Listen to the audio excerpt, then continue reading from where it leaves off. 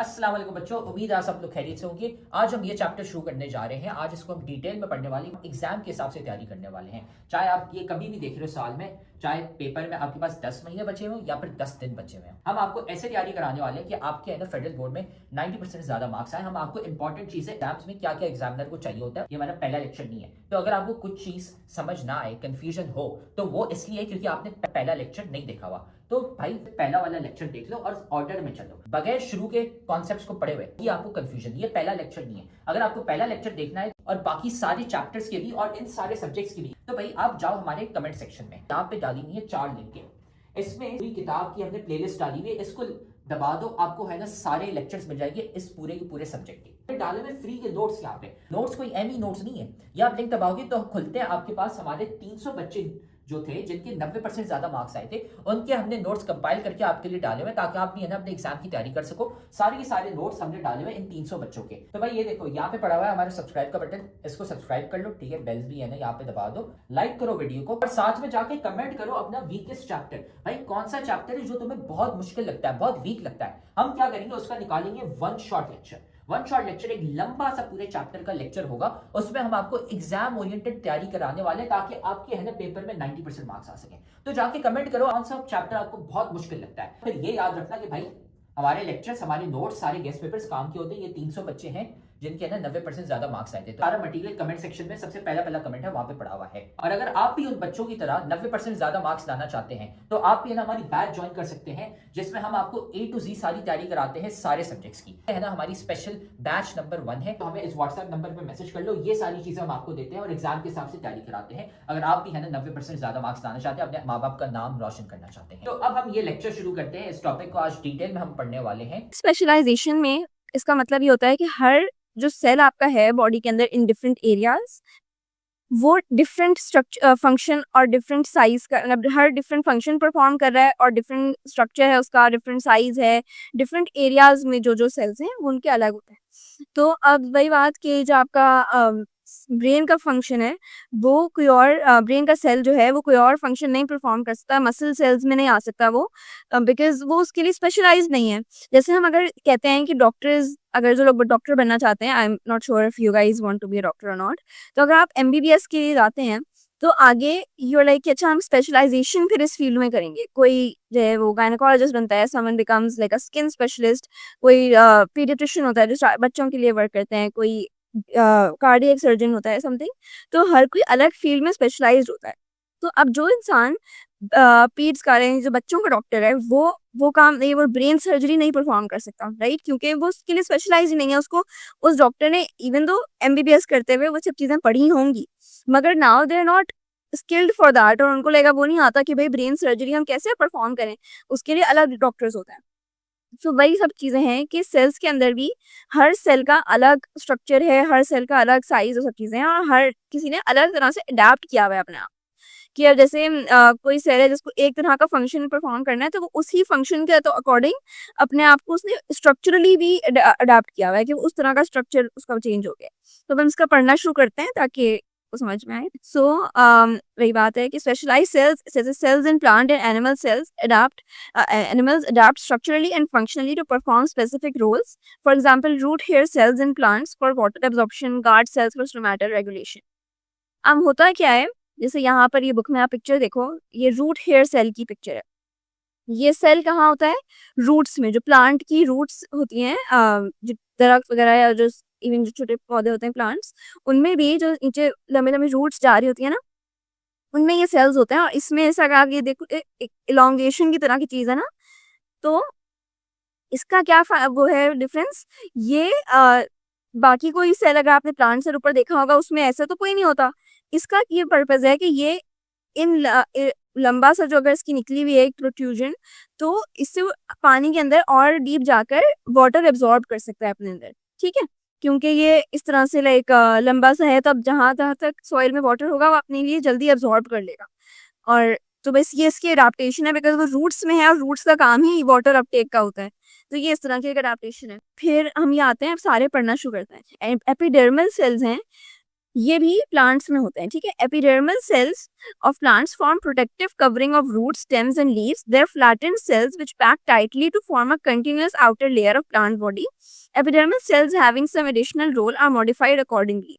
तो अब epidermal cells जो है ना वो ही अलग तरह से मॉडिफाई होकर ये root hair cell, protective epidermis और ये सब चीजें बनती हैं। बेसिकली क्या होता है कि एपिडर्मल सेल जिस प्लांट्स की ऊपर वाली जो लेयर होती है वो एक प्रोटेक्टिव लेयर बनाती है जो कि रूट्स, स्टेम्स और लीव्स वगैरह को कवर कर रही होती है।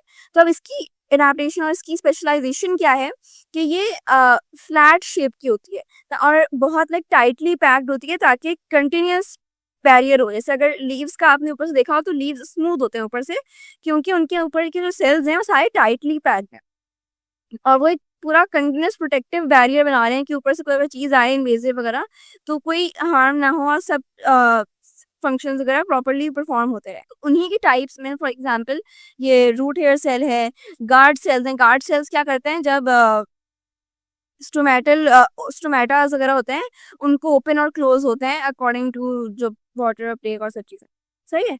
फिर आते हैं हमारे पास मीजोफिल सेल्स। मीजोफिल सेल्स एक और टाइप ऑफ स्पेशलाइज्ड सेल्स है। ये होते हैं ये भी प्लांट्स के अंदर ही फाउंड होते हैं, ये एनिमल्स में नहीं होते। तो ये फोटोसिंथेटिक सेल्स हैं। क्या मतलब हुआ इस बात का, फोटोसिंथेटिक सेल्स मतलब इनके अंदर, इन सेल्स के अंदर फोटोसिंथेसिस हो रहा होता है। तो ये इसलिए कहाँ सबसे ज्यादा होते हैं, in the leaves of plant, क्योंकि लीव्स ही ग्रीन है, लीव्स में ही फोटोसिंथेसिस मेनली ज्यादा हो रहा होता है। तो इसमें क्या इसकी स्पेशलाइजेशन है कि ये contains numerous chloroplast filled with chlorophyll and other pigments. तो ये बहुत सारे इसके अंदर क्लोरोप्लास्ट और क्लोरोफिल वाली चीजें पैक्ड होती हैं, बिकॉज इनका पर्पस ही फोटोसिंथेसिस करना है। तो फोटोसिंथेसिस के लिए मेन चीज क्लोरोप्लास्ट है। तो ज्यादा क्लोरोप्लास्ट होंगे तो ज्यादा फोटोसिंथेसिस हो सकेगा। तो ये इस तरह से इन्होंने अपने आप को स्पेशलाइज, अपने आप को अडेप्ट किया हुआ है। भाई ये लेक्चर तो तुम बहुत मजे से देख रहे हो, लेकिन तुम्हें पता है कि लेक्चर देखने से खाली 90% मार्क्स नहीं आ जाते। असल में भाई मार्क्स कैसे आते हैं, तो भाई ये लेक्चर देखने के बाद आपने नोट्स खुद के बनाने होते हैं और फिर साथ में आपने प्रैक्टिस भी करने होते हैं सवाल। भाई ये हमारा फेवरेट कोट है, 90% marks don't come from just hard work, they come from consistency, smart strategy and proper revision. भाई स्मार्ट तरीके से पढ़ो। स्मार्ट तरीका ये हमने आपको बताया हुआ है, तो साथ में हम आपको तरीका भी नहीं बता रहे, साथ में हम आपको दे रहे हैं भाई नोट्स। जाओ कमेंट सेक्शन में, नोट्स में से आपको मिल जाएंगे भाई उन बच्चों के नोट्स। 300 बच्चे थे जिनके 90% ज्यादा मार्क्स आए थे, उनके नोट्स वहां पे पड़े हुए, लेकिन साथ में उधर नीचे हमने आपको सवाल भी दिए हुए प्रैक्टिस के लिए। ये यहाँ पे पूरी गूगल शीट पड़ी हुई है भाई, यहाँ से जाके सवाल प्रैक्टिस करो। खाली ऐसा कुछ नहीं होता कि हाँ हम लेक्चर देखेंगे हमारे मार्क्स आ जाएंगे, नहीं भाई, नोट्स पढ़ने होते हैं और साथ में इनकी प्रैक्टिस भी करनी होती है सवालों की। फिर आते हैं हमारे पास ये एनिमल सेल्स में और हमारी ह्यूमन सेल्स में जो होता है ये रेड ब्लड सेल्स हैं। तो रेड ब्लड सेल्स होते हैं जो कि इस तरह की आप शेप देख रहे हैं। अब जो नॉर्मल हमारे एनिमल सेल्स होते हैं वो इस शेप के नहीं होते, वो तो एक प्रॉपर फुली एक ही तरह का होता है। इसके अंदर यहाँ आप देखो, यहाँ थोड़ा सा लग रहा है कि डिप्रेशन सा है, कि ये डेप्थ है थोड़ी इन सेल्स के अंदर, या बाय कॉनकेव शेप है। बाय कॉनकेव आपने फिजिक्स में आई थिंक लेंस वगैरह में पढ़ा हो। तो बाय कॉनकेव की ये शेप होती है कि ये इस तरह से लाइक अंदर से डिप्रेशन होके और फिर साइड्स मोटी होती है, अंदर से थोड़ा पतला सा होता है। तो ये वाली, इससे इसका क्या फायदा है, इसकी क्या अडेप्टेशन के इंपॉर्टेंस है, वो ये है कि रेड ब्लड सेल्स को करना होता है ऑक्सीजन कैरी आउट पूरी बॉडी में। कि अब हर जगह ना जहाँ जहाँ ऑक्सीजन की जरूरत है, और पूरी बॉडी को ज्यादा जरूरत होती है हर सेल को हर जगह पे, तो ये पूरी बॉडी में ऑक्सीजन ट्रांसपोर्ट करता है। एंड सिंस ये बायकॉनकेव डिस्क शेप की होती है तो इससे इनका सरफेस एरिया बढ़ जाता है और ज्यादा फिर ऑक्सीजन एब्जॉर्प्शन और रिलीज वगैरह होती है। तो सरफेस एरिया कैसे बढ़ता है, क्योंकि अब देखो अगर नॉर्मल सेल होता तो पूरा एक ही तरह का लाइक एक सर्कुलर होता, जिसको आप मतलब सिलेंड्रिकल शेप कह लो, वो वाली शेप होती तो एक ही मतलब साइड सारी होती। ये इसमें बायकॉनकेव हो गया तो ज्यादा जगह बन गई है ना, मतलब यहाँ से भी इधर उधर भी पूरी ऑक्सीजन ज्यादा आ सकती है, उधर भी ज्यादा आ सकती है। तो इससे बस क्या होता है कि सरफेस एरिया बढ़ाना है हमें, ताकि मैक्सिमम ऑक्सीजन जितनी ज्यादा आ सके सेल के अंदर उतनी आ जाए, ताकि हम डिफरेंट एरियाज में जाकर ऑक्सीजन उतनी ट्रांसफर कर सकें, ट्रांसपोर्ट कर सकें। अब इसकी एक और अडेप्टेशन ये भी है कि इनके अंदर कोई जो सेल के कंटेंट्स होता है ना, सेल के ऑर्गेनेल्स होते हैं, जैसे न्यूक्लियस होता है, माइटोकॉन्ड्रिया, एंडोप्लाज्मिक रेटिकुलम वगैरह, ये सब चीजें नहीं होती। बिकॉज रेड ब्लड सेल को कोई काम ही नहीं करना ऐसा, लेकिन इनको ना माइटोकॉन्ड्रिया की जरूरत है कि एनर्जी प्रोड्यूस करें। ये बनते हैं और इनकी लाइक इस यहाँ लिखा है ना एवरेज एज इज 120 डेज। तो अभी 120 डेज में यानी 4 मंथ्स में ऑलमोस्ट खत्म हो जाते हैं। तो आपके अगर सेल्स अभी जो रेड ब्लड सेल्स बॉडी के अंदर होंगे हर जगह, वो 4 मंथ्स पहले वाले नहीं है, ये नए आ चुके हैं अब। सो इनकी अब छोटी सी लाइफ होती है, they don't need that much organize और सब चीज़ें, और इनका बस मेन पर्पस ही यही है कि जो है एक जगह से दूसरी जगह ऑक्सीजन ट्रांसफर करें और ऑक्सीजन कैरी करें। तो ऑक्सीजन कैरी करने के लिए जितनी ज़्यादा अंदर खाली जगह होगी उतना बेहतर है। अगर आपको भी लाइक अगर घर में जगह में कुछ चीज़ें स्टोर करनी होती है, तो स्टोर वाले रूम को पहले एम्प्टी करते हैं ताकि बिल्कुल ही सारे और कुछ ना अंदर से पहले कोई चीज़ें ना बनी नहीं पड़ी नहीं हो, ताकि स्पेस ना इतनी एक्स्ट्रा गिरे। तो वही चीज़ इसमें होती है कि अंदर कोई और चीज़ें नहीं होती कि एक्स्ट्रा स्पेस ना कोई कैरी वो कंज्यूम करे, तो बस आपका यही समझ लो। तो यहाँ पर यही लिखा है कि lacks nucleus, mitochondria and endoplasmic reticulum to maximize space for haemoglobin and oxygen uptake. अब इसके अंदर हीमोग्लोबिन भी होता है। Haemoglobin is that red colour जिससे आता है, उसमें प्रोटीन एंड आयरन का बना हुआ होता है कि it's like this haemoglobin is a protein जिससे कलर भी मतलब रेड वाला आता है, और ऑक्सीजन अपटेक इसके थ्रू होती है, तो ऑक्सीजन इससे आके अटैच होती है।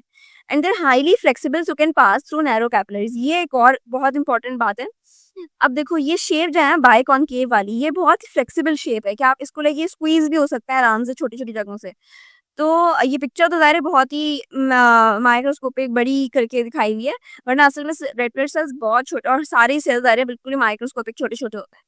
तो ये इनका because of this biconcave shape and this flexibility, इनके अंदर कोई ऑर्गेनेल्स भी नहीं है, कुछ नहीं है, तो ये आराम से कैपिलरीज के थ्रू गुजर जाते हैं और हर जगह पहुंच सकते हैं। वरना लंग्स में कैसे ट्रांसफर होना, क्योंकि लंग्स के अंदर कैपिलरीज होती हैं, कब लंग्स तक कैसे ऑक्सीजन पहुंचे और ऑक्सीजन वहां से निकले, बिकॉज लंग्स का काम ही यही है कि ऑक्सीजन प्यूरिफाई करता है। तो वो सब कुछ रेड ब्लड सेल्स की ये अडेप्टेशन है। नेक्स्ट हमारे पास न्यूरॉन्स हैं। न्यूरॉन्स होते हैं ब्रेन के सेल्स, ठीक है, जो सेल्स ब्रेन के अंदर पाए जाते हैं। अब न्यूरॉन का अगर आप ये स्ट्रक्चर देखो, ये इधर बना हुआ है पिक्चर में, ये एज कम्पेयर टू जो हमने पहले सेल्स देखे थे अपने पास, ये उससे बहुत डिफरेंट है, बहुत अलग शेप है ना, क्योंकि देखो ये वाली क्या पूरा आ रहा है इधर डेंड्राइट, अब ये थोड़ी लग रहा है ब्रांचेस वगैरह भी हैं इसके अंदर। तो ये कैसे है, क्या होता है, ये अब हम देखते हैं। तो इधर से बुक से पढ़ लेते हैं। Neurons are the cells of nervous system, they are responsible for coordination in the animal bodies. To accomplish this job their structure is very unique. A neuron cell has a cell body, which is ये इधर जो है ये वाली चीज cell body है, and two types of cytoplasmic fibers. Cytoplasmic fibers मतलब कि इस तरह की लाइक प्रोट्रूशंस, यानी जो चीजें अंदर से निकल फाइबर से आ रहा है, जिसके अंदर साइटोप्लाज्म है, ठीक है। Cytoplasmic fibres, one of them are dendrites. ये डेंड्राइट्स आप यहाँ देख रहे हो, ये जो ब्रांचेस की तरह का इधर से जा रहा है, और which conduct nerve impulses to the cell body. Others are axons which conduct messages away from the cell body. The dendrites and axons make it possible for neurons to communicate with far away cells of the body.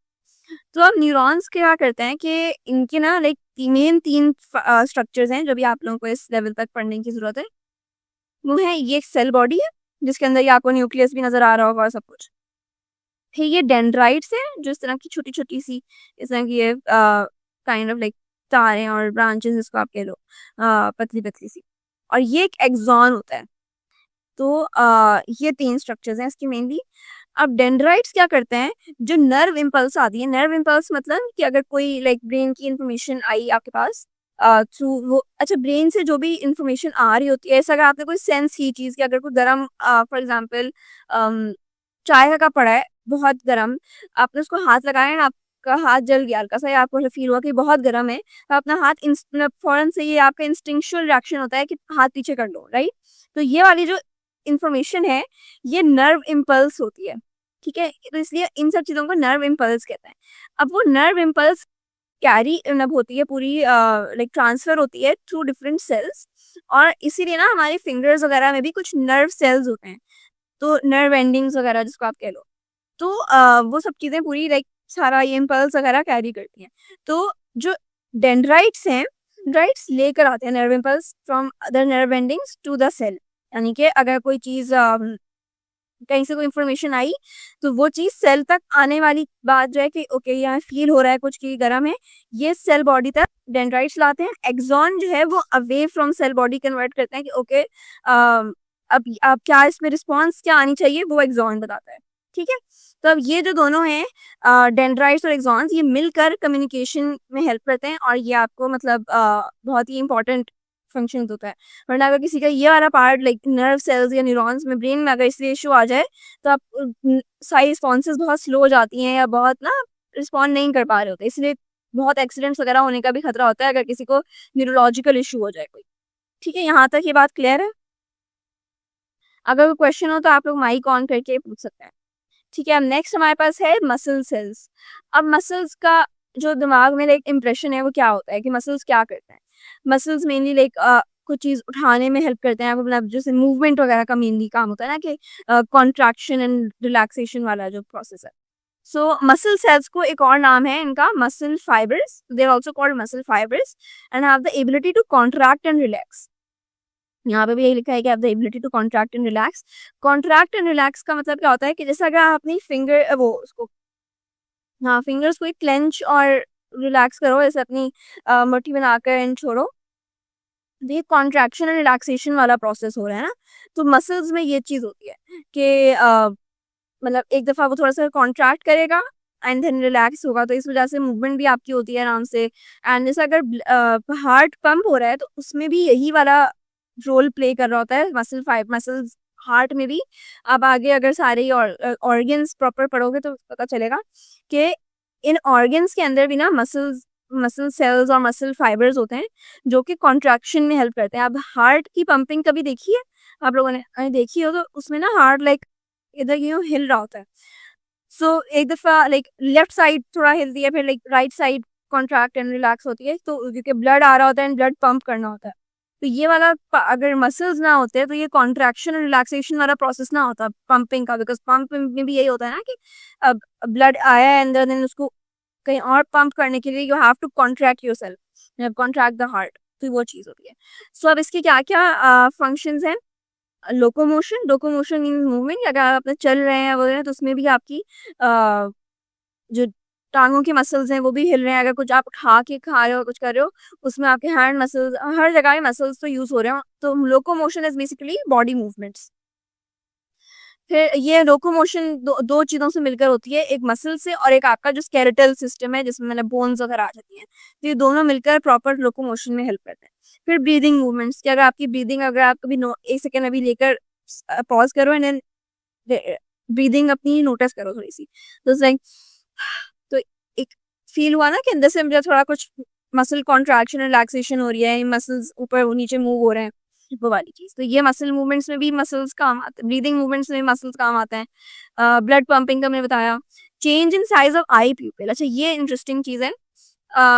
आई प्यूपिल क्या होता है कि अगर आप कभी देखो अपनी आँखें तो एक छोटा सा ब्लैक सा आँखों में डॉट सा होता है ना, तो वो अगर लाइट कम हो कमरे में कहीं पे तो प्यूपिल बड़ा हो जाता है, लाइक वो जो ब्लैक सा अंदर से डॉट होता है वो बड़ा हो जाता है, आंखें उसमें नजर आता है।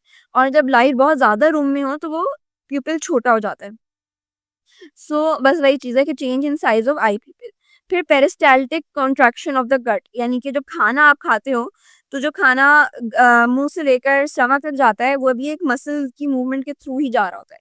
अभी जैसे मैं बोल रही हूँ और आप लोग भी अगर बोलते हैं तो उसमें भी स्पीच मूवमेंट के लिए भी जबान हिलना, लिप्स हिलना, ये सब मसल्स ही मूव कर रहे हैं बेसिकली। ठीक है, तो मसल में स्ट्रक्चर का क्या डिफरेंस है कि इलोंगेटेड शेप होती है, कि लंबी शेप होगी तो कॉन्ट्रैक्शंस में आसानी होती है।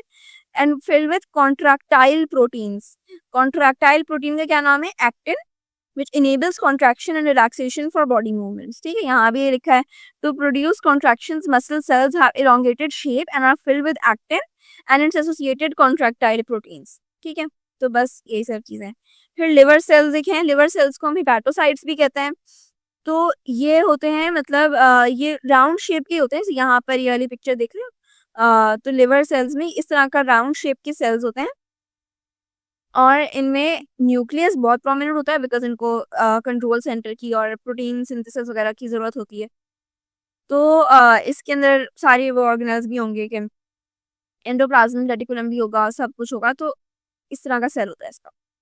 दे are metabolically most active cells of the body.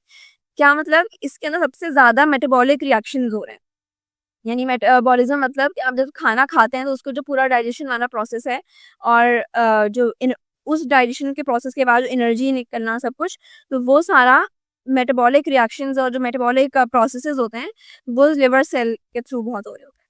तो अब लिवर सेल्स के मेन जो 4 फंक्शंस हैं इंपॉर्टेंट रोल वो ये हैं कि ये अच्छा ग्लाइकोजन होती है, ग्लाइकोजन से कंफ्यूज नहीं होना, ये ग्लूकोज नहीं है। ग्लाइकोजन स्टोरेज फॉर्म है ग्लूकोज। जैसे अगर आपने कोई फ्राइज वगैरह कुछ खाए तो उसमें बहुत ज़्यादा स्टार्च होता है ना, या अगर शुगर वाली चीज़ भी खाई तो स्टार्च और कार्बोहाइड्रेट्स जब बिल्कुल डाइजेस्ट होकर जो मुन्ने मुन्ने उसमें आ जाते हैं तो उनको जब स्टोर करना होता है बॉडी में तो उस स्टोरेज फॉर्म को कहते हैं ग्लाइकोजन। तो वो ग्लाइकोजन होता है एंड तो स्टोरेज फॉर्म तो लिवर सेल्स जो है वो स्टोर करता है ग्लाइकोजन को, आयरन, विटामिन और सारी जो इंपॉर्टेंट न्यूट्रिएंट्स वगैरह हैं जो कि आपको न्यूट्रिशनल रिजर्व प्रोवाइड करें। यानी कि अगर न्यूट्रिशनल रिजर्व का मतलब ये है कि अभी तो आपने खाना खा लिया, अगर रात भर नहीं खा रहे तो सुबह खाने से जो लोग वो भी करते हैं इंटरमिटेंट फास्टिंग, या अगर आप रोज़ा भी रखते हो तो उसमें दिन भर अगर कुछ खा नहीं रहे तो एनर्जी कैसे मिल रही है? ऐसा नहीं होता कि फ़ौरन खाया और फ़ौरन एनर्जी आए। बॉडी के अंदर कुछ स्टोर्स भी होते हैं कि एनर्जी के लिए, कि एक दिन पूरा गुजारने के लिए या इतनी देर के लिए अगर आप कुछ नहीं खा रहे तो ये ग्लाइकोजन से स्टार्च वाली चीज़ें आना शुरू हो जाएंगी कि आपको थोड़ा लगेगा कि ओके ग्लूकोज वाली भी अंदर से आपको मिल रही होगी न्यूट्रिशन, उसकी आयरन और सब चीज़ें अंदर होती हैं। तो अगर एक दिन कुछ नहीं खाते तो ऐसा नहीं होता कि बिल्कुल ही आप मर रहे हो या बिल्कुल जेफ मतलब बहुत ज़्यादा फेंटिंग होना शुरू हो जाए, कुछ लोगों में होती है। लेकिन न्यूट्रिशनल रिजर्व्स इसमें हाई होते हैं क्योंकि बॉडी लिवर सेल्स में ये काम होता है। तो डिटॉक्सिफिकेशन ऑफ टॉक्सिक मटेरियल से अगर बॉडी में कोई हार्मफुल सब्सटेंस आ गया तो उसको भी डिटॉक्सिफाई यानी कि उसको टॉक्सिक मटेरियल्स को निकालने का काम डिटॉक्सिफिकेशन ये भी लिवर सेल्स करते हैं। फिर प्रोडक्शन ऑफ क्लॉटिंग प्रोटीन्स। अब क्लॉटिंग प्रोटीन्स होते हैं कुछ जिससे जैसे अगर कहीं चोट लगती है आपको तो बहुत ज़्यादा ब्लड अगर निकल रहा है तो थोड़ी देर के बाद ऐसा भी होता है कि आपने खुद ही फील किया हो कि अगर आपने टिश्यू से पकड़ लिया अपना जो लगाया उसको प्रेशर किया तो थोड़ी देर में उस जगह में मतलब ब्लड निकल नहीं रहा होगा, आपको चोट नज़र आ रही होगी क्योंकि यहाँ पे कट लगा था हाथ में, मगर वो बहुत ब्लीडिंग नहीं हो रही। तो वो क्यों होती है? क्योंकि बॉडी के अंदर कुछ क्लॉटिंग प्रोटीन्स होते हैं, ब्लड क्लॉटिंग में हेल्प करते हैं वो, और वो आकर उस जगह को हीलिंग में हेल्प मतलब हीलिंग स्टार्ट करते हैं। तो लिवर सेल्स का ये भी एक काम है कि वो उस तरह की प्रोटीन्स बनाता है जो कि ब्लड क्लॉटिंग में काम आए और वो एक्सेसिव ब्लीडिंग प्रिवेंट करे बॉडी की। फिर recycling old red blood cells to manage waste. अब क्योंकि टॉक्सिक मटेरियल्स और वेस्ट वगैरह बॉडी से हटाना है तो उसमें ये भी आ जाता है कि जो रेड ब्लड सेल्स हैं जो 120 डेज के बाद ख़त्म हो जाते हैं और इनका जो जाते हैं उनको रिसाइकिल करना और मतलब उनको भी वेस्ट निकालना बॉडी से, उसका काम ये है। तो उम्मीद है अब आपको है ना ये टॉपिक समझ आ गया। हमने सारे के सारे सब्जेक्ट्स और सारे के सारे चैप्टर्स के हमने नोट्स डाले हुए हैं, लेक्चर्स डाले हुए हैं। इधर कमेंट सेक्शन में चले जाओ, नोट्स पढ़े हुए हैं, लेक्चर्स पढ़े हुए हैं, गेस्ट पेपर भी हम आपको दे रहे हैं और इंपॉर्टेंट चीजें भी बता रहे हैं ताकि आपको है ना एग्जाम की डेट्स भी पता चल जाए और आपका एग्जाम मिस ना हो जाए। सारी चीजें हमने कमेंट सेक्शन में डाली थी, वहां से है ना जाके वसूल कर लो उसको। तो आप देख रहे हो कि हमारी इतने सारे बच्चे हैं जिनके 90% ज्यादा मार्क्स आए। क्यों? सवाल देने के साथ साथ हम सिखाते हैं कि भाई आंसर कैसे लिखते हैं। आंसर लिखने का एक तरीका होता है, वो तरीका हम सिखाते हैं सिर्फ और सिर्फ हमारी बैच वाले बच्चों को, इसलिए हमारे इतने सारे बच्चे हैं जिनके 90% ज्यादा मार्क्स आए हैं। तो अगर आप भी हमारी बैच ज्वाइन करना चाहते हैं ताकि आपके भी 90% से ज्यादा मार्क्स आए तो हमारी बैच के लिए इस व्हाट्सएप नंबर पे हमें मैसेज कर लो, आपको ये सारी चीजें मिल जाएंगी। हम आपको सिखाएंगे कि भाई आंसर कैसे लिखते हैं। टॉपर बच्चे जो 90% ज्यादा मार्क्स लाते हैं वो आंसर कैसे लिखते हैं ताकि एग्जामिनर मार्क्स काट ही ना सके, ताकि वो एग्जामिनर बोले भाई ये लो फुल मार्क्स। हमें इस व्हाट्सएप नंबर पे मैसेज कर लो और हम आपको ऐड कर लेंगे हमारी बैच में, और फिर आप भी है ना 90% से ज्यादा मार्क्स ला सकते हैं।